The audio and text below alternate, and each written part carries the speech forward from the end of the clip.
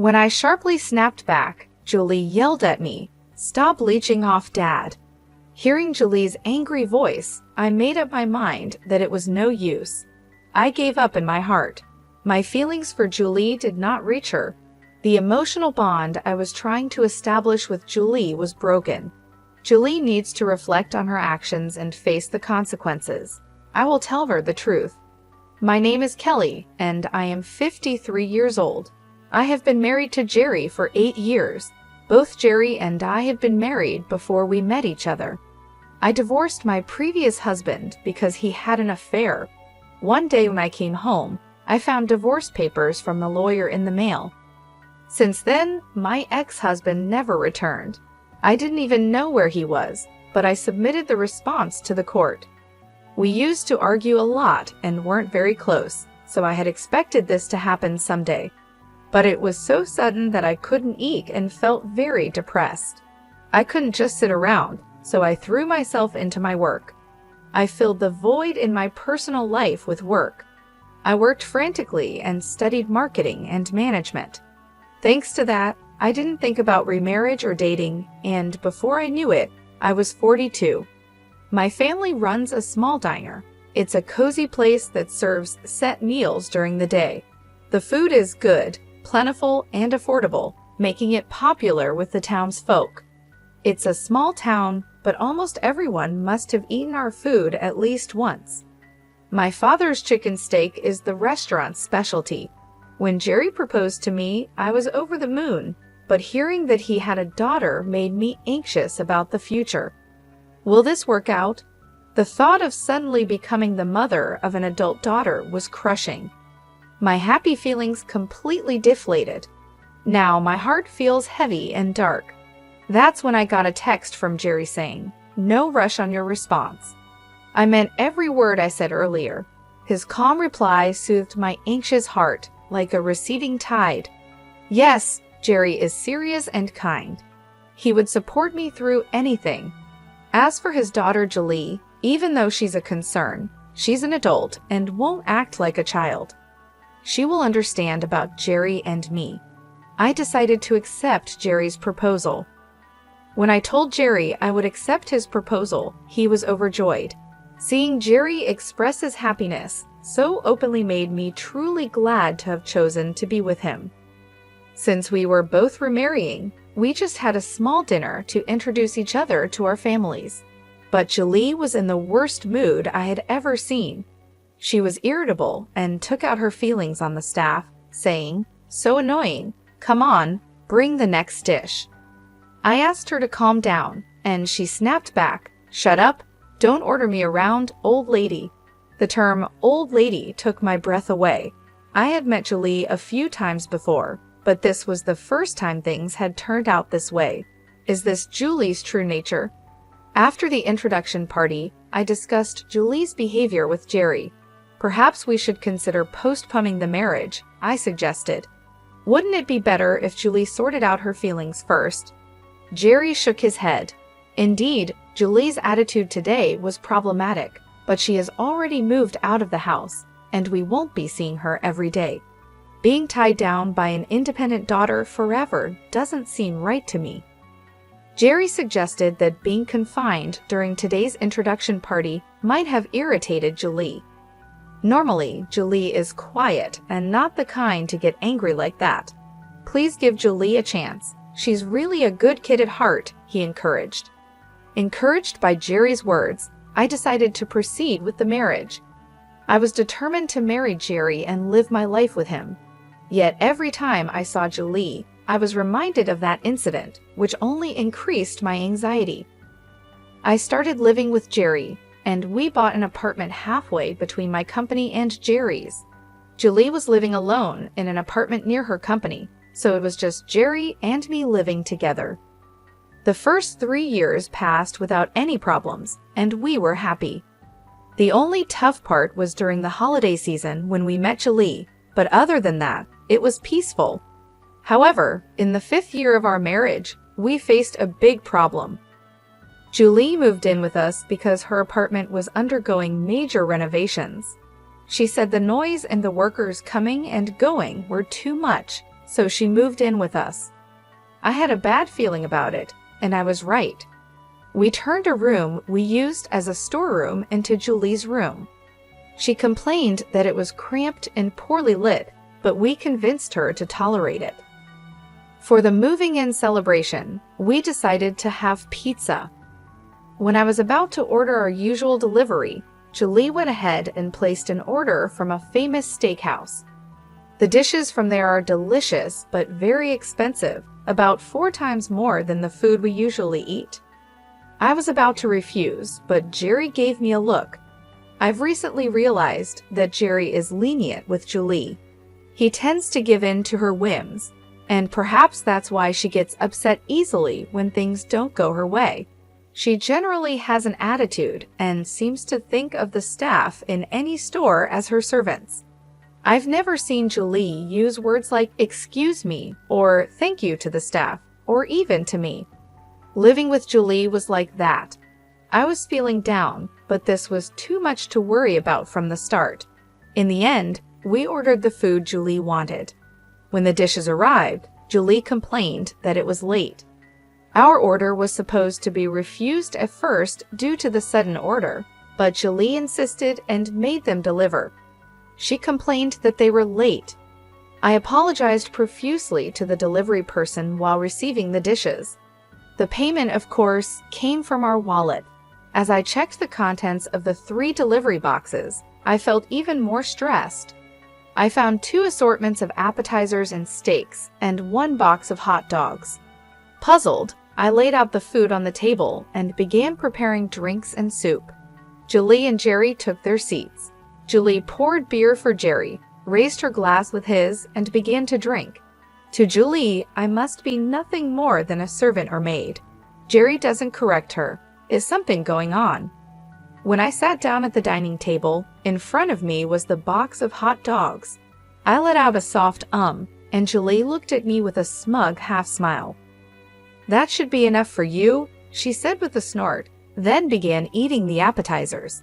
I had some vegetable sticks while Julie enjoyed the shrimp cocktail, fresh salad, and chicken wings. It was a clear act of spite from Julie towards me. I thought this would surely anger Jerry, but all he did was sigh as he looked at Julie. He offered his box of appetizers to me, saying, "Have some of this." I nodded slightly and took some portions from Jerry. I was tempted to scold Julie but restrained myself, considering that a confrontation on the first day might complicate our future living together. Moreover, I felt like I had taken Jerry away from Julie. Living with Julie started in the worst possible way. Jerry doesn't talk much about Julie. Whenever I ask about her, he just says, "She's at a difficult age, please forgive her." While working, helping out at my parents' house, studying, and doing household chores, I was already swamped. Now I had to take care of Julie on top of everything. Julie is simply selfish. She does nothing around the house. It's hard to believe she lived alone before. Moreover, Julie's requests are incredibly bothersome. Even a single piece of clothing came with a litany of instructions. Which items required dry cleaning, which should be hand-washed, and which needed air drying. When it comes to food, she specifies supermarkets and even the origin of the products. I usually plan meals based on sales and featured items at the supermarket, but that's not possible when accommodating Julie's preferences. I found myself planning meals while also checking recipes on the internet. As a result, our household expenses have nearly doubled. Julie doesn't contribute financially to the household at all. Even when I talk to Jerry about it, he just says, "Please bear with it." Unwilling to stir up unnecessary conflict, I chose to tolerate the situation. I reluctantly decided to cut back on work. I was valued and had high expectations at my company, with even hints of a possible executive position in the future. But now, family comes first. I applied for reduced working hours at the company. This decision will likely end any chance of career advancement, but I did it for Jerry and Julie. I've decided to endure. While shopping for dinner at the supermarket after work, I received a call from my mother. She told me that my father had been hospitalized. What? Dad's in the hospital, I said. After hanging up, I hurried to the hospital. Our family home is relatively close by, so I arrived in about an hour. In the hospital room, my father was watching a baseball game on TV with earphones in. Noticing me, he took out his earphones and smiled. "Mom just exaggerated over the phone," he said with a laugh. Relieved, my legs gave way, and I slumped to the floor. "My back's been hurting," my father explained. "It seems years of standing at work have taken a toll on it. I've decided to go through with the surgery," he told me with a laugh. At that moment of relief, I remembered something important. I hadn't informed Jerry or Julie about any of this. I pulled out my cell phone from my shopping bag and saw countless missed calls from Julie. My heart was pounding as I hurriedly called her back. Julie's voice sounded displeased. "Where are you, and what are you doing? Hurry back and make my dinner," she demanded. I apologized reflexively. "I'm sorry, my dad's been hospitalized." Julie was silent for a moment, but then started scolding me sharply. "Huh? Your dad? Your dad, really?" Julie's tone became vulgar and aggressive. I felt intimidated and shrank back. In a small voice, I replied, "Yes, he was suddenly hospitalized." "And what does that have to do with my dinner?" Julie's reasoning was becoming absurd. "You're my mother, right? Understand it's a parent's job to make meals for their child." This might be understandable if Julie were still in elementary or middle school, but Julie is 25 and has lived alone before. She's fully an adult. For such an adult to demand meals from a parent is beyond harassment. I felt compelled to stand up for myself. I'm not good with Julie's assertive tone or harsh words. Although I was scared of being yelled at, I decided to confront her. "Is it wrong to worry about my dad? You should understand," I said. I could hear Julie gasp over the phone. "Shut up! Don't talk back to me!" she snapped, clearly taken aback. "If it were your dad, you'd rush to his side, wouldn't you?" Julie fell silent. Maybe she was imagining if it were Jerry who had been suddenly hospitalized. Surely Julie would be worried if something happened to Jerry. That's what I thought. However, Julie's response was shocking. "Huh, I'd ignore it if my dad was hospitalized," she said. I was speechless. I wanted to believe it was a lie. "Anyway," I said, "sorry, but you'll need to eat out today," and hung up. This call made one thing clear to me. Julie doesn't see me as her mother. In fact, she doesn't even see me as a person. She must think of me as a mechanical servant or a slave.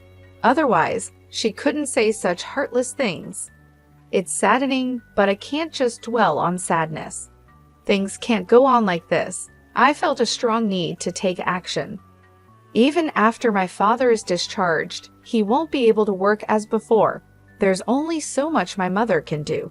I need to address the situation at my family's home quickly. Balancing my family's needs, taking care of Julie, household chores, and work was impossible. I decided to resign from my job. Though the company tried hard to retain me, there was no other way. Just as my father was discharged and we managed to reopen our shop, something happened to Jerry. He ended up being hospitalized and his condition was quite severe. Dr. Richard, the chief physician, said he might never be discharged. When I informed Julie of Jerry's condition, she reacted nonchalantly and said something unbelievable. "Does this mean it's going to cost a lot of money?" Julie seemed more concerned about money than Jerry's health. What could this mean? I couldn't understand her reasoning. Does Julie not care about Jerry at all? This is not the time to worry about money. "Do you understand?" I became emotional and retorted. "I know that, but if we don't have money, we'll be in trouble, won't we?" Julie pulled out her cell phone and started making a call. "Hello, Uncle David. Actually, Dad is sick and has been hospitalized," she said in an uncomfortably sweet tone. "I was hoping you could help with the hospital bills." Julie schemed on the phone, trying to get her uncle to pay for the expenses. Then you can ask Mom about the rest." After ending the call, Julie gave me a cold smile, sending a chill down my spine. "So you'll have to talk things over with Uncle David," she said, humming a tune as she went back to her room. I was still reeling from Jerry's hospitalization when Julie's actions left me stunned. After a while, I received a call from my brother-in-law. I explained Jerry's condition and the outlook for the future. I broke down crying midway, but managed to explain everything. I also assured him that I would take care of the hospital bills, so he shouldn't worry. After hanging up, I slapped my cheeks with both hands to psych myself up. I can't afford to mope around over this. But bad things continue to happen. After our marriage, Jerry was entrusted with managing his parents' company. However, the business began to struggle. The cost of raw materials had been rising for years, leading to higher purchase prices and reduced profits. The company was so strapped that it couldn't afford to pay employees' salaries. In the past, Jerry's family used to help my family's business, but now the roles were reversed, and my family was supporting Jerry's company. With the business in trouble, Jerry had cut his own salary, so I was paying for the hospital bills with my salary. Most of the insurance policies list the company as the beneficiary. Ironically, Jerry's insurance money gave the company a bit of a breather during these hard times. In such a difficult time, Julie lashed out at me. The reason was a photo on my phone of a dining scene at a restaurant. "Don't mess around using other people's money for such luxury." Julie berated me with vulgar language and an aggressive tone. The photo was from a time I was asked to sample dishes at a restaurant I visited for work. A client took the photo and sent it to me, but unfortunately, it backfired. "You're using our money for stuff like this." Julie's words made me realize something. It seems she's under the impression that I'm living off Jerry's money. The reality is quite the opposite. Currently, I'm the one providing for most of our household expenses. I've repaid all the money. I borrowed from Jerry in the past with interest. Julie's anger didn't subside. It seemed futile to say anything at the moment. Julie's command, "Get out," compelled me to leave the house. I left a single piece of paper on the dining table and chose to spend the night at a hotel. It would be useless to explain anything to Julie. If I tried to explain, she might start depending on my money, and I wanted to avoid that. I resolved to stick to my plan and take appropriate action. I made a promise to myself. I went to visit Jerry's hospital room. I visit every day, but today felt special. Julie didn't come today either. Jerry gave me a sad smile, and his smile always reassured me. "I'm sorry for being so inadequate," I said. Jerry shook his head. "It's not that. It's my fault Julie turned out this way because of me." Jerry began to share something he hadn't told me about Julie before. Julie is not Jerry's biological child. His ex-wife had an affair, and Julie was the result. Jerry found out just before his ex-wife passed away. Hearing this, Jerry felt an indescribable anger. The person most at fault was lying in bed, soon to pass away, and he couldn't direct his anger anywhere. Julie wasn't to blame, and she still thinks of Jerry as her real father. His ex-wife passed away without revealing anything about the other man involved. Jerry was left with unresolved anger. He couldn't treat Julie the same way as before and ended up pushing her away. For Julie, her mother suddenly disappeared, and her father became distant. It's no surprise her personality became twisted. From that point on, Julie ceased to trust anyone, viewing Jerry solely as a financial resource. Since then, I've become nothing but an ATM to Julie, Jerry said with a sad smile. Julie's selfishness is excessive, and her disdain for others is over the top. Julie found out I wasn't her real father when she was in high school, Jerry said. She didn't seem that surprised. She must have had her suspicions, he added with a sarcastic smile. I explained to Jerry what I was about to do. Initially, he looked reluctant, his expression conveying a sense of skepticism, as if questioning, Is all that really necessary? I've already looked into it. If I don't do it, things could get even worse, I told him. If I don't, someone else surely will. Jerry closed his eyes, deep in thought. I decided to wait quietly.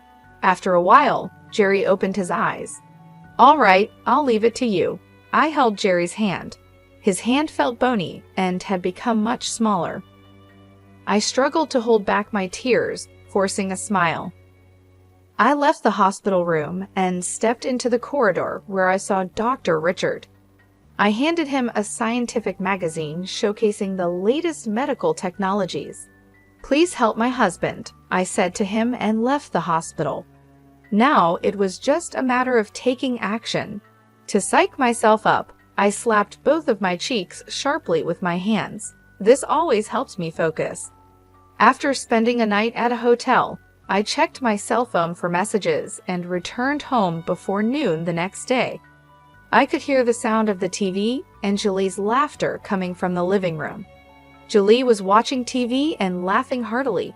It was a rare sight. She's usually in a foul mood, but today she seemed happy. Looking around, I noticed that several things were missing. The photos of Jerry and me, souvenirs from our trips, and other decorative items were gone. Some things are missing, I said to myself, prompting a reaction from Julie. Oh, I threw them out your stuff, she said. Shocked, I entered the bedroom. The room was empty. No computer, no TV, no stereo, even the bed and furniture were gone. The closet was empty too. I returned to the living room and confronted Julie. What's the meaning of this? I demanded. Julie looked at me with disdain while lying on the sofa. They were needless, so I disposed of them, she said. I put my hands on my hips, visibly angry. Needless? What are you going to do? When I raised my voice, Julie made a face of disgust, averted her gaze, and sighed dramatically. I'm tired of living with you, she said. Julie's words were outrageous. What do you mean by that? This home belongs to Jerry and me, I retorted sharply. Julie's face turned sour. Stop leeching off Dad, she said. Leeching? What could she possibly mean by that? Julie suddenly brought up something unexpected. Come to think of it, she had mentioned our money before. Could Julie be under some grand misunderstanding? As I stood there unable to respond, Julie's irritation grew. Do I have to spell it out for you? I'm saying stop depending on Dad's money, she said. Julie and I never got along well, but I had always tried to be considerate towards her. I complied with all of Julie's requests, even those that felt like harassment, because I wanted to get along with her. As the second wife, I've always strived to be kind and loving. Feeling somewhat guilty, I still received such treatment in return. I wasn't leeching off anyone. I was just trying to do everything for Julie. I wanted to tell her this, but the words wouldn't come. While I struggled to speak, Julie added insult to injury. Dad's not coming back anyway, so there's no reason for you to be here. That's not true, I replied. Julie raised her voice. Shut up, I don't want to hear your excuses. Hearing her hysterical voice, I made up my mind. It was no use. I realized I gave up in my heart. My feelings for Julie did not reach her. The emotional bond I was trying to build with her was broken. I felt my feelings for Julie fading. Just a moment ago, I thought of us as family, but now we're complete strangers. From the beginning, it was clear Julie was only using me for her own convenience. That's why she could so boldly drive me away. Julie needs to reflect on her actions and face the consequences. I resolved to confront Julie with the truth. Determined, I locked eyes with Julie. Julie looked back at me with fearful eyes. What? Got a problem? No, I'll leave, just as you wish, I said. I checked other rooms, the bathroom, and the toilet. Don't bother looking. Everything's gone. I had it picked up by a collection service, Julie said. I picked up a flyer from the living room. That's the place I asked them, she added. The flyer was just there conveniently. This was something I had left in the living room. I almost let out a laugh at Julie's shallowness. Forcing a stern face, I glared at Julie. I hope you come to realize the gravity of your actions. With those parting words, I immediately left the house. As soon as I stepped out of the apartment, I contacted the waste collection service that had emailed me in the morning. The collection service had kept my belongings in storage.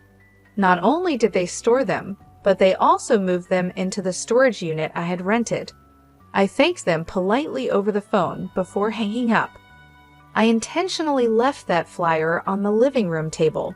I thought Julie might just do something like that, given her personality. Seeking out a collection agency would have likely been too bothersome for her. I figured that if a flyer for a junk removal service was readily available on the table, Julie might be inclined to call the listed number. I was willing to forgive her if she didn't go that far, but Julie went through with it. My patience finally ran out. I went to the hospital to see Jerry. It seemed Jerry was getting some explanation from Dr. Richard when I entered the room.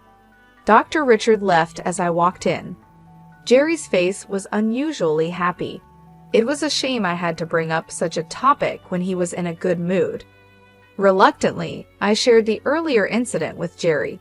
His face immediately clouded over. "But it can't be helped, right?" I said, gently holding Jerry's thin hand. "Thank you for understanding," Jerry replied. In fact, I had already decided where I was moving to. Anticipating this situation, I had prepared a new place. Even if I wasn't kicked out, there was a chance I would leave on my own. Either way, I needed a new place. I planned to move and start a new life with a fresh mindset. It's just that things are happening a bit sooner than planned. Jerry smiled gently, comforting me. To be honest, being kicked out by Julie didn't really put me in a bind. It just moved my plans up by a couple of weeks. But now I'd have to live in a hotel for 3 weeks. Maybe it's my frugality that makes me think it's a waste. Regardless, I resolved in my heart to be prepared for whatever Julie might do next. I started taking the actions I had prepared for in advance. Once the move was successfully completed and I had settled down, Julie called me. As soon as I answered, Julie's loud voice filled my ear. "You took our money, didn't you?" she accused. I played dumb and asked, what are you talking about?" My faint ignorance seemed to infuriate Julie further. "Don't play dumb. It's about Dad's hospital bills. The hospital just called saying they need to be paid." I was expecting this call around now. "Oh, that," I replied in a deliberately relaxed tone. I purposely hesitated and sighed. "You should pay it. It's not my concern anymore. You have the living expenses that Dad transferred, right? Just pay it out of that." "That's true, but I don't have the bank book or ATM card for that account," Julie said. Julie should have the insurance documents and bank books, but the account balance is almost empty. "The balance is gone. You must have taken it," she accused desperately. The more heated Julie became, the more calmly I behaved. "I didn't take it," I said. I said with a composed face, "Don't lie. Who else could have used it?" I struggled to suppress my laughter. Ever since Jerry's salary significantly decreased, there has hardly been any money in that account. A simple bank statement update would reveal this, but Julie probably hadn't done that. There was just very little money to begin with. Even with this explanation, Julie wasn't satisfied. "If you can't pay the hospital bills, you should just use your own salary," I suggested. Julie remained silent. Given Julie's spendthrift nature, it's unlikely she has any savings. She tends to spend her salary as soon as she gets it. I knew how much Julie earned because Jerry had previously informed me about her earnings. Moreover, Jerry even used to give Julie an allowance. "You're old enough to have some savings, aren't you?" I said. I could almost hear Julie grinding her teeth. After a long silence, so long I thought the call had dropped, Julie suddenly raised her voice. "What's wrong with me spending the money I earned?" Julie continued to rant. "You're the one who spent all the money Dad gave us, aren't you?" I could hear Julie's heavy breathing. The farce was over, so I got to the heart of the matter. "If it's not savings, then use the money you acquired dishonestly," I said. I heard a thud. It seemed Julie dropped her cell phone, probably too shocked to keep a grip on it. How did you know about that? Julie didn't deny it. She had just admitted to the wrongdoing. There was no escaping it now. We will discuss the details when we meet, I told Julie and hung up. I had sent the meeting place via email. I also attached the audio file of Julie saying, "How did you know about that?" to the email. I had recorded the conversation with Julie. It's always wise to have evidence on hand. I had arranged a meeting with Julie, and all that was left was to present my evidence. The next day, Julie showed up at the agreed meeting place. It was the entrance to the apartment building where I lived. I called out to Julie. Julie looked up, surprised. Here? Yes, I sent you the address, didn't I? Julie craned her neck to look up. You live in this tower? She asked, staring at the tallest and most expensive apartment building in the area. An Italian sports car was even parked at the entrance. This place is worth over $1 million, isn't it? Julie muttered. I led the astonished Julie to my apartment, which is close to the top floor. Even with the high-speed elevator, it takes a while to reach the top. During the ride, Julie was nervously biting her nails and trembling, clearly sensing something bad was about to happen. Upon arriving, I unlocked the door with my cell phone, which also serves as a key. Julie looked at me with a surprised expression. I entered the room without minding her reaction. The living room offers a panoramic view. The apartment we used to live in looks tiny from up here. The living room is spacious with a generous layout, and the kitchen is large. I had Julie sit on the sofa. She was clutching her bag tightly, clearly tense. I made some coffee and handed it to her. Julie took the cup with a rattling sound, trying not to drop it. It's too spacious. It's unsettling, I said mockingly, smiling at Julie. She remained silent. I've been preparing to live here for a while, I continued. Julie must have thought of me as a parasite living off Jerry. No wonder she was shocked. Shall we start the discussion then? This is Scott, my lawyer. I introduced Scott, who was waiting in the back, to Julie. She seemed too overwhelmed to even notice Scott. Her gaze was unsettled, darting around nervously. Ignoring Julie's state, Scott began laying out documents on the table. Julie barely responded to my attempts to engage her in conversation, distracted by the room. Just when I thought we couldn't have a proper discussion, Julie mumbled, "How could you afford such a penthouse?" Figuring she was curious, I answered, "Julie, I just bought it the regular way." "Don't lie. How could you afford it?" she asked. I had the income to afford it. As my family's small restaurant began to recover, I not only advised, but also got actively involved in its management. The business flourished in an exciting way, and I quit my corporate job as I got busier. Julie likely assumed I had become merely a housewife after leaving my job. We turned the small restaurant into a corporation, and I became an executive. The business was doing well, expanding into multiple outlets like a specialty grilled chicken restaurant and a fine dining place. That's why I could easily afford this penthouse apartment, I explained. I earned that much. I shared the story of my family's business. Julie only knew that Jerry had helped when my family's restaurant was struggling.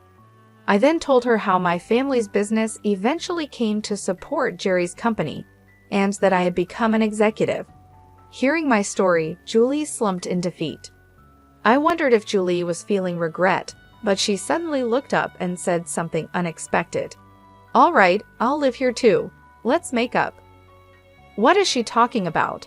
I thought, but I just silently stared at Julie. "There's enough space here for my room too, right?" she asked. I glared at Julie with a cold look. "Save your dreaming for when you're actually asleep." She was completely unfazed by my sarcasm. "I'm serious," she said. That's when Scott cleared his throat. He probably couldn't bear to go along with Julie's absurd statements any longer. Scott handed Julie a bill. Looking at the bill, Julie's face turned pale, her hands trembled, and sweat formed on her forehead. "This is a fraudulent bill. It's a phantom charge," Scott stated. After graduating from college, Julie had worked at Jerry's company. However, she conspired with a client company to make unjust charges to the company.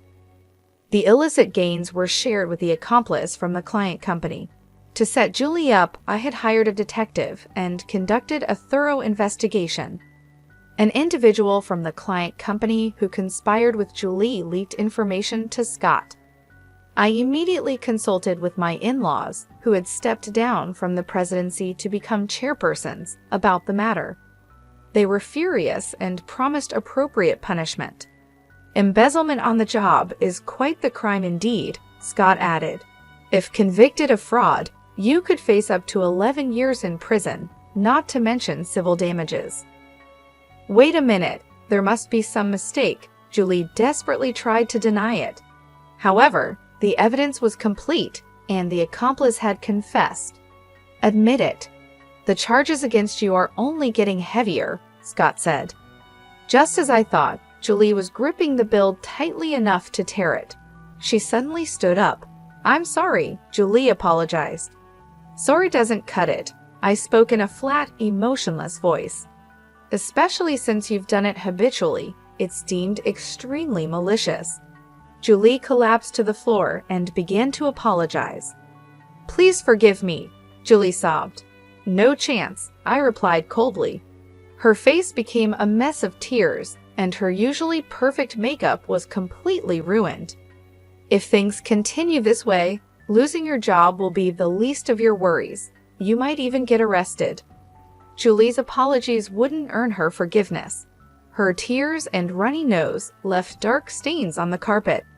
Please forgive me. Just staying silent about it is enough, she pleaded. I turned my back on Julie, who kept apologizing. This isn't just between you and me, I said. Julie seemed unable to let go and made an outrageous offer. Then I'll give you money. I'll charge the company again and give you that money. I sighed deeply and pressed my hand to my forehead. Nothing I said would make a difference now. Julie had no intention of repenting. She was solely focused on navigating her way out of the predicament. There's no helping you. You need to be properly judged, I said, revealing the voice recorder in my hand. Julie realized she had made an outrageous proposal. She trembled, covering her mouth with her hand. I'll submit this as evidence to the police, I declared. Julie kept her head down, as if something had been drained from her. Scott and I then escorted Julie out of the room. Leaning against the wall, she staggered toward the elevator. Once Scott had departed, I collapsed into the depths of the sofa, exhausted. It was finally over. I reported the outcome to Jerry via email. As planned, Julie was criminally charged by the company. She was arrested, and the employee from the partner company was indicted. While on bail, Julie had been dating this employee. Whether Julie really had romantic feelings is unclear. It's highly possible she pretended to like him just to use him. Julie is now detained in a holding cell awaiting trial. She also faces a lawsuit for damages from the company.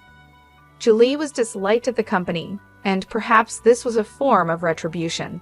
Being the president's daughter, she was exceedingly unpopular among the employees. She also had a haughty attitude toward clients, which negatively impacted performance. Not only was her attitude presumptuous, but Julie also made many mistakes. There were numerous complaints, but no one dared to criticize her because she was the president's daughter. This is what I heard from Jerry. Jerry is still hospitalized, focusing on his treatment. He entrusted the presidency to Gary, his reliable executive vice president. This decision had been made quite a while ago. With Julie gone, the transition proceeded smoothly. Jerry is fighting his illness despite the challenges in getting discharged. A pioneering treatment available in France offered new hope. Holding the published scientific journal, Dr. Richard and I had many discussions. Dr. Richard understood and agreed, and Jerry will soon go to France for treatment. Of course, it's private healthcare not covered by insurance. I'm not worried about the treatment costs. If necessary, I can just sell the penthouse. Jerry will surely recover, and he will surely smile at me with that gentle smile again. I can hardly wait for that day.